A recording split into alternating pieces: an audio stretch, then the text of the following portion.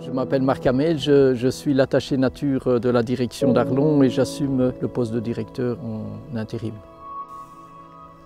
Je suis particulièrement attaché à ce site parce que j'y ai participé dès le départ à l'initiative et donc je suis aussi photographe animalier, donc c'est un site que j'affectionne particulièrement. On y trouve plein d'espèces d'oiseaux, plein d'espèces de libellules et c'est un site qui est particulièrement intéressant en tant que photographe aussi.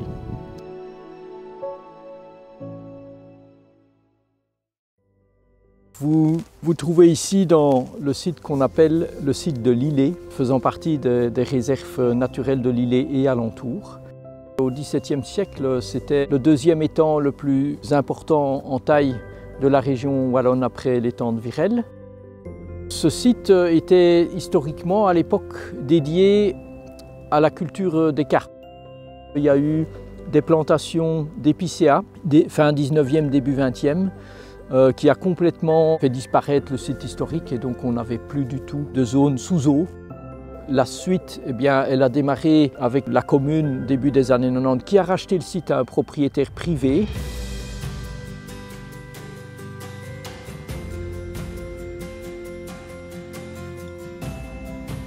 Le site est en fait propriété de la commune d'Étal et donc cette commune en 2014 a participé à la création de la réserve naturelle domaniale en nous recédant la gestion du site. Et donc on a une convention de mise à disposition qui nous permettent aujourd'hui d'être le gestionnaire du site. Et donc la collaboration avec la commune est évidemment très importante et elle est très bonne.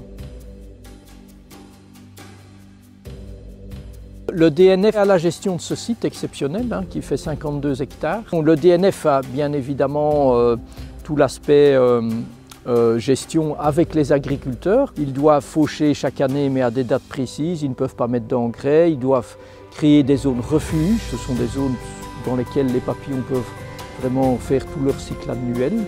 Et donc ces zones refuges se déplacent d'année en année de manière à la fois à maintenir ce qu'on essaye de protéger, c'est-à-dire la prairie fleurie en quelque sorte, mais aussi pour que les papillons puissent eux aussi bénéficier de ces aménagements et donc faire un cycle complet sur une année. Ça c'est pour la partie, on va dire, des milieux ouverts. La partie qu'on voit ici derrière moi qui est la partie humide, c'est-à-dire les zones de roselières qui ont été reconstituées, et bien cette gestion-là se fait par le DNF bien sûr, mais par une gestion appropriée du niveau d'eau en fait. Donc on baisse et on monte le niveau d'eau en fonction des saisons et l'objectif principal est bien évidemment de maintenir et de développer la roselière puisqu'on a toute une série d'espèces d'oiseaux. Aujourd'hui on a pu constater qu'elles ont une bonne dynamique et qu'elles reviennent petit à petit et on a des populations qui sont en expansion, quoi.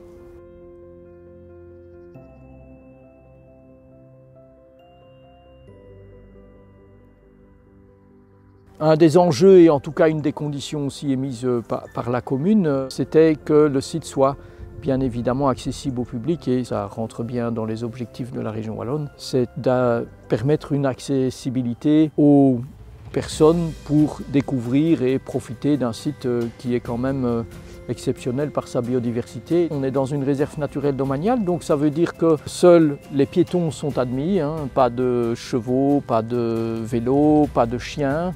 Mais par contre, les gens sont bienvenus. Et donc on a créé tout un cheminement avec un sentier qui a été créé en vue de permettre cette circulation et cette découverte. Il y a aussi une série de panneaux que vous pouvez découvrir le long de ce circuit. Et il y a aussi 2 cabanes d'observation qui ont été créées, qui sont à l'entrée du site.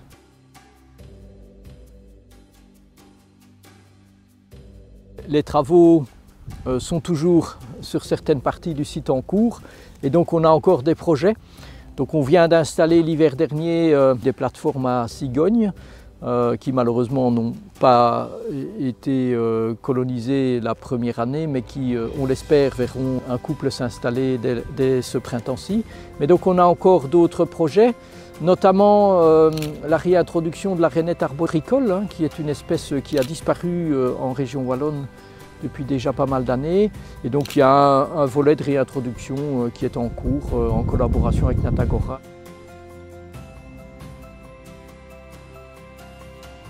La ministre souhaitait visiter un site qui avait fait l'objet d'un classement en réserve naturelle domaniale. Donc je rappelle que ce site a été classé en 2020 et que donc ça fait partie de la politique de la ministre qui consiste à la création de 1000 hectares par an de réserves naturelles.